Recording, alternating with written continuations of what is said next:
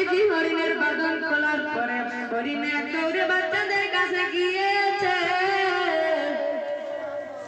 এক দৌড়ে বাচ্চাদের কাছে গিয়েছে। বাচ্চাদের বলে, ও বাচ্চারা, আর কোনোদিন তোমার সাথে দেখা হবে না, আর কোনোদিন তোমার সাথে দেখা হবে না। জীবনের শেষ ধুন পাত করে নাও, ধুন পাত করে নাও। আমার নবী বলে, ও শিকারী ভাই, কিছুক্ষণ অপেক্ষা করো, হরিণ চলে আসবে। শিকারী বলে, আপনি কি পাগল? আপনি কি পাগল মানুষ? হরিণকে ছেড়ে দিলে হরিণ আসে। জোরে বলুন, হরিণকে ছেড়ে দিলে হরিণ আসে? হরিণ বাচ্চাদেরকে বলে, ও বাচ্চারা রে, আমি আল্লাহর বন্ধুকে, আমি আমার আল্লাহর বন্ধুকে রেখে আসছি গাছতলার মধ্যে, তোরা তাড়াতাড়ি দুধ পান করে নে। জীবনে একবার শখটা মিটাইলাম, আর কোনোদিন তোর সাথে দেখা হবে না। বাচ্চারা বলে,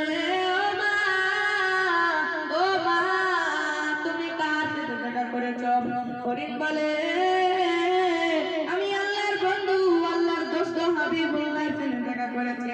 তোমাদেরকে দুধ পান করার জন্য আমি তার কাছে একটু দয়া নিয়ে এসেছি। তোমাদেরকে দুধ পান করানোর জন্য আমি নবীজির দয়া নিয়ে এসেছি নবীর কাছে। নবীর কথা শুনে হরিণের বাচ্চাদের মন দুঃখ পেল। মাকে বাচ্চারা বলছে,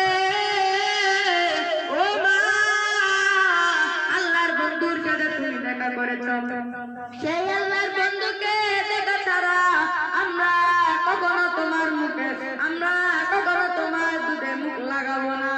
এবার মায়ের পিছনে পিছনে বাচ্চা হরিণ ছানারাও দৌড়ায়, মায়ের পিছনে পিছনে আসে। মা যখন দেখে গাছতলার কাছাকাছি এসে দেখে হরিণী মা দেখে শিকারী আমার নবীকে গালিগালাজ করছে, শিকারী আমার নবীরে গালিগালাজ করছে। হরিণ দেখে সহ্য করতে পারে নাই, দৌড়ে আইসা শিকারীকে বলে, শিকারীর পায়ের কাছে এসে বলে, ও শিকারী ভাই, আমার আল্লাহর সাথে বন্ধুত্ব, আমার আল্লাহর সাথে যে বন্ধুত্ব করে তার কথা কখনো মিথ্যা হতে পারে না। আমার আল্লাহর সাথে যে বন্ধুত্ব করে তার কথা কখনো মিথ্যা হতে পারে না। হরিণ দেখে, হরিণের মালিক দেখে একটা হরিণ ছেড়ে দিয়েছে, তিনটা হরিণ চলে যাচ্ছে। আমার নবী শিকারীকে বলে, ও শিকারী, তুমি আমার আল্লাহ নবী চরিত্র নিবা নাকি তোমার হরিণ নিবা? শিকারী মিলাইয়া দেখে